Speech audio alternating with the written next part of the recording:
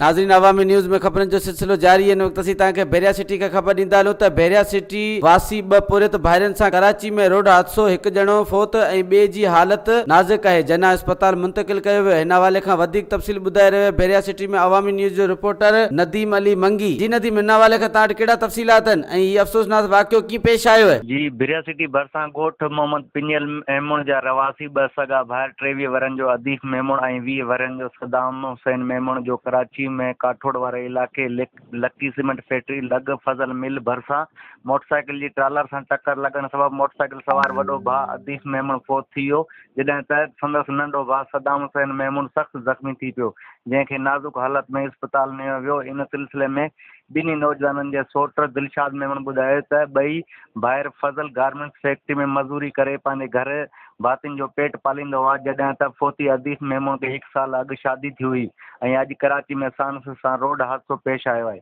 जॾहिं त ॻोठ में अहिड़ो इतला मिलण ते तॾ विछायो वियो आहे ऐं सॼो ॻोठ ॾुख वारी लहर छाइल आहे, जॾहिं त संदसि वारस नौजवान जो लाश कराची मां एम्बुलेंस ज़रिए बैरिया सिटी आंदो पियो वञे ऐं ज़ख़्मीअ खे वधीक इलाज लाइ नवाबशाह नियो पियो वञे। जी नदीम, महिरबानी तव्हांजो अवामी न्यूज़ सां ॻाल्हाइण।